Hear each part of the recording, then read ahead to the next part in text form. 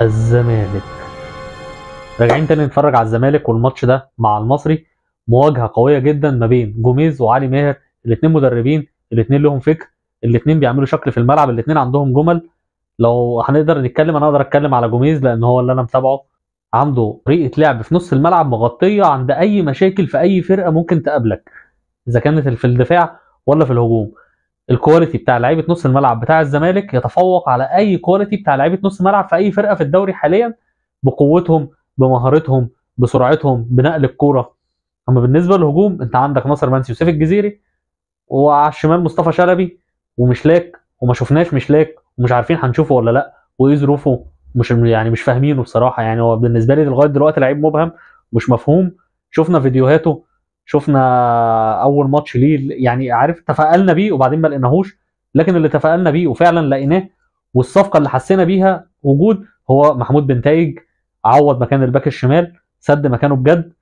شايف دي من اهم مفاتيح اللعب للزمالك، هو محمود بنتايج.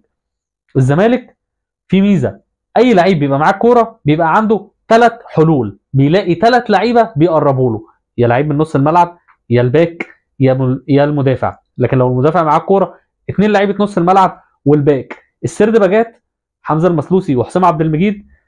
طبعا حسام عبد المجيد كان عنده مشكله كبيره قوي ان هو يطلع بالكوره، لكن انا شايف ان المشكله دي بتتحل مع وجود جوميز. وطبعا حمزه المسلوسي ما شاء الله عليه بيبدا الهجمه بباص واحد طولي من اخر الملعب لاول الملعب. انا شايف ان الزمالك قادر ان هو يعمل ماتش حلو مع المصري، لان المصري برضو فرقه قويه جدا مع وجود برضو علي ماهر. بتلعب كوره مختلفه.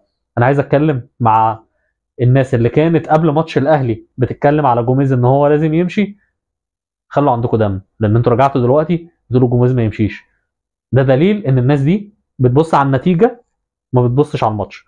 اتفرج على الماتش واتفرج على طريقه لعب جوميز وبعدين احكم عليه. ان شاء الله 3 نقط جايين للزمالك، وعايزين نتفرج على ماتش حلو، ماتش كوره، ماتش من مدرسه الفن والهندسه اللي احنا متعودين عليه.